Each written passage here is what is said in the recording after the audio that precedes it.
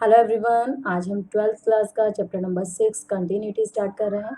बच्चों, ये बहुत ही इम्पॉर्टेंट चैप्टर है आप लोगों के लिए। इसके बेसिक फंडामेंटल्स अगर आप लोगों को क्लियर नहीं होंगे तो आगे जितने भी चैप्टर्स हैं आप लोगों को समझ में नहीं आएंगे, क्योंकि सारे ही चैप्टर्स एक दूसरे से इंटरलिंक्ड है। लिमिट, जो कि आप 11th क्लास में पढ़ के आ चुके हैं, लिमिट, कंटिन्यूटी, डिफरेंशिएबिलिटी, इंटीग्रेशन, सभी में कहीं ना कहीं एक दूसरे चैप्टर में किसी न किसी का यूज़ ज़रूर है। अगर आपको बेसिक ही क्लियर नहीं होगा तो आप ये चैप्टर्स अच्छे से नहीं कर पाएंगे। तो इस क्लास में मैं कंटिन्यूटी का बेसिक कंसेप्ट आप लोगों को बहुत ही अच्छे से क्लियर करूँगी।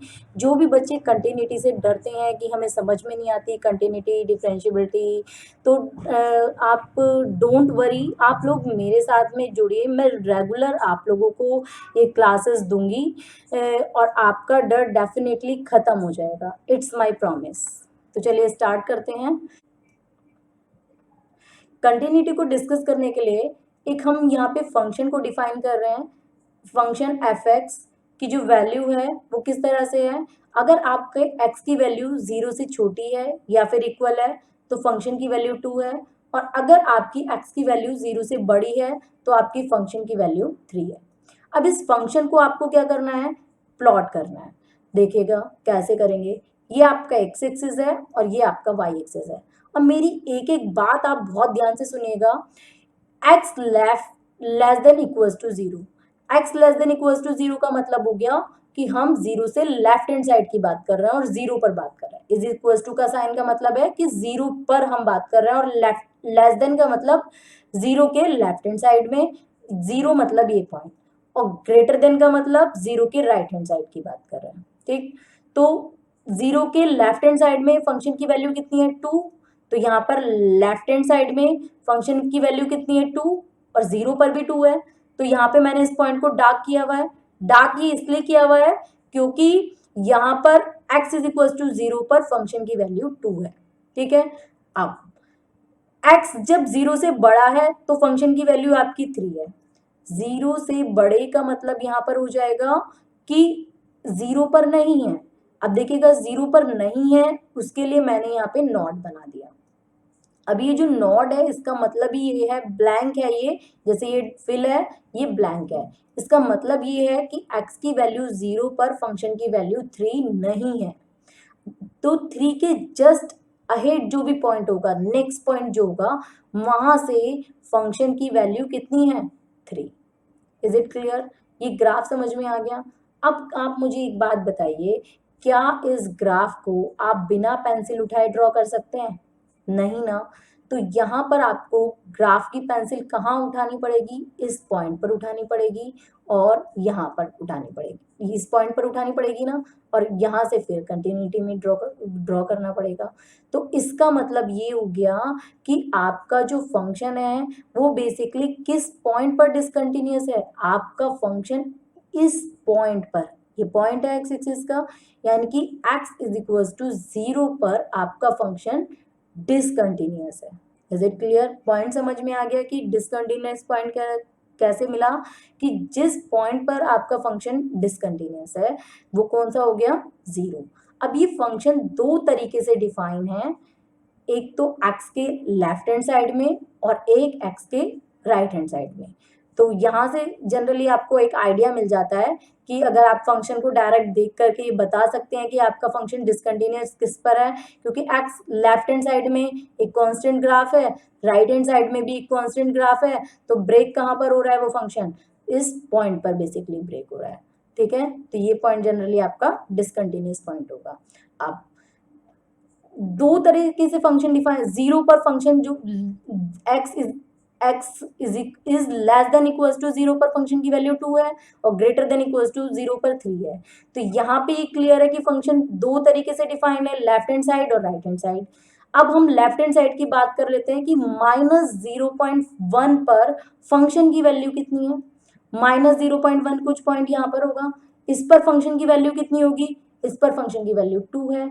इसका मतलब है कि आपकी लेफ्ट हैंड लिमिट जो है वो आपकी कितनी है, 2।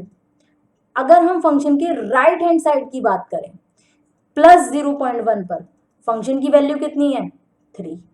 इसका मतलब है आपकी राइट हैंड लिमिट कितनी है 3।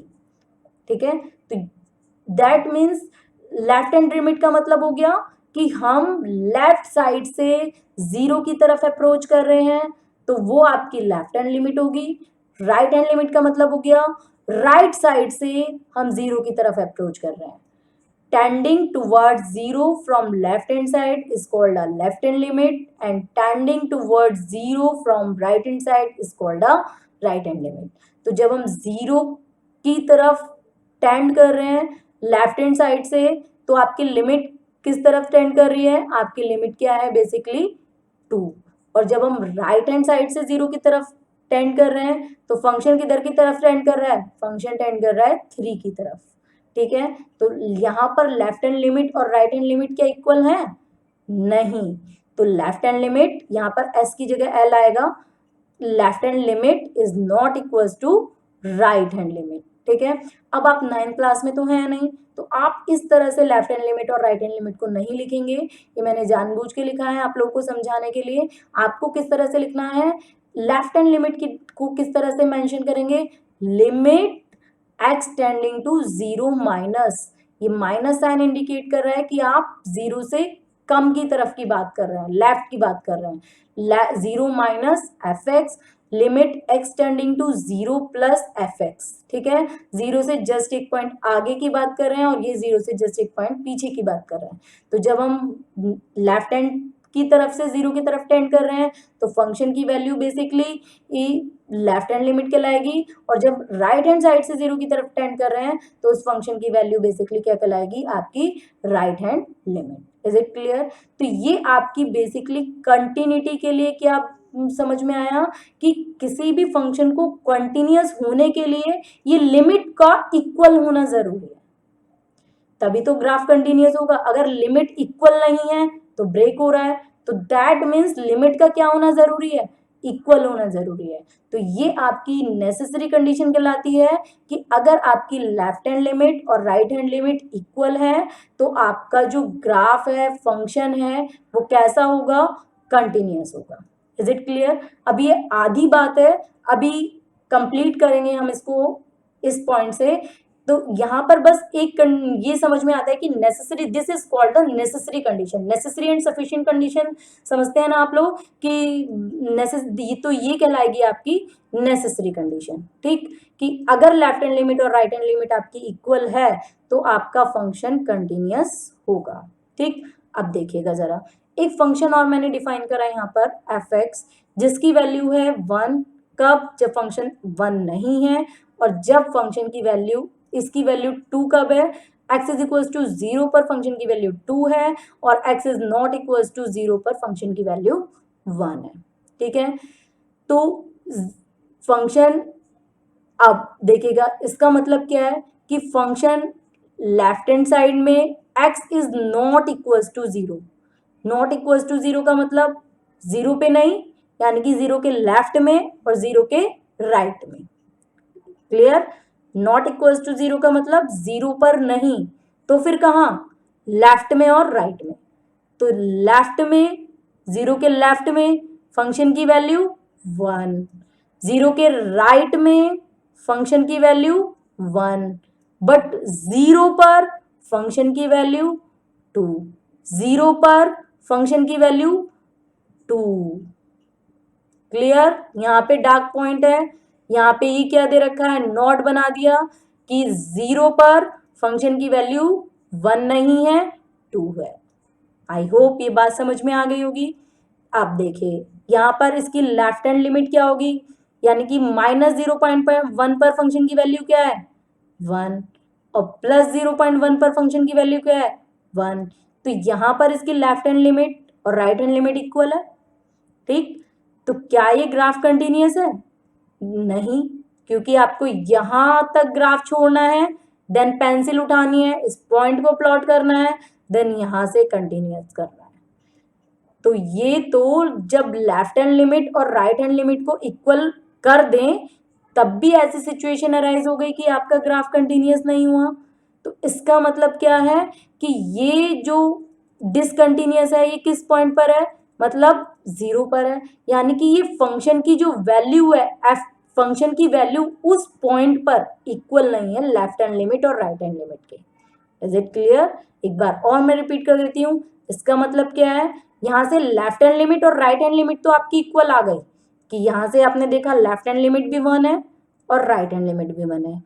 क्या उस फंक्शन की वैल्यू उस पॉइंट पर वो है जो कि आपकी लेफ्ट हैंड लिमिट और राइट हैंड लिमिट है? नहीं। ठीक है, तो यहाँ पर उस पर्टिकुलर पॉइंट पर फंक्शन की वैल्यू भी अगर इसके इक्वल होगी तभी वो फंक्शन कंटिन्यूअस होगा, अदरवाइज नहीं होगा। इसलिए हमने यहाँ पर इसको नेसेसरी कंडीशन कहा था, सफिशिएंट कंडीशन नहीं बोला था। तो क्या बोलेंगे हम कि कोई भी फंक्शन कंटिन्यूअस कब होगा, किसी पॉइंट पर। हमने यहाँ पे बोल दिया x इज इक्वल टू ए, जैसे हम यहाँ पर x इज इक्वल टू 0 ले रहे हैं, तो ये इस पॉइंट पर फंक्शन है। बेसिकली हम इस पॉइंट पर फंक्शन डिफाइन कर रहे हैं कि x इज इक्वल टू 0 पर यहाँ पर फंक्शन डिसकंटिन्यूअस है, यहाँ पर भी x इज इक्वल टू 0 पर फंक्शन डिसकंटिन्यूअस है लेफ्ट हैंड।